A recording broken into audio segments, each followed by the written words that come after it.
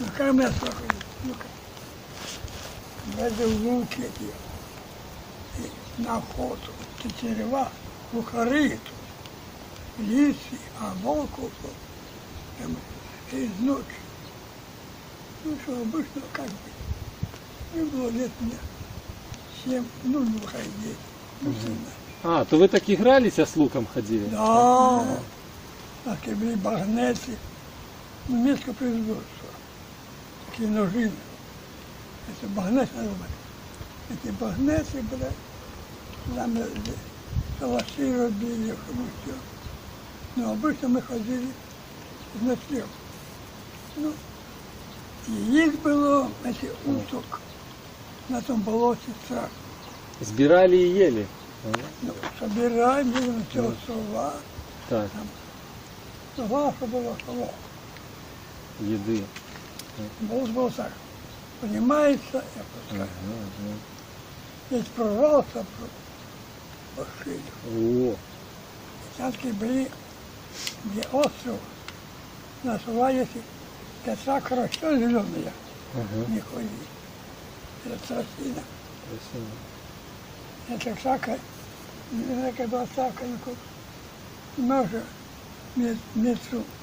метр два, трава такая зеленая. Уже знали потом, что это Ловушка. гибель. Хороший был день. Дальше болото, поймите, там уже острова, там волчьи, волки, там нема, ни торфяников нема. Все, сейчас, вот, Ясина река, знаете, Ну, Залегали, моста разобрали тот. що забрали? Моста Мост. разобрали. А скоро вы не могу пройти на Ясину реку. Канал, Ну так. канал разобрали. А ви пам'ятаєте, яка ясельда була раніше? Янаш? Авіонов було, авіонов, а риб було. У нас стояв В'юни. 15-16 лодок на Ясені. А Янаш була ось така река, правда? І вона була река від дамби, від этого. Ну. Побила. От шлюда.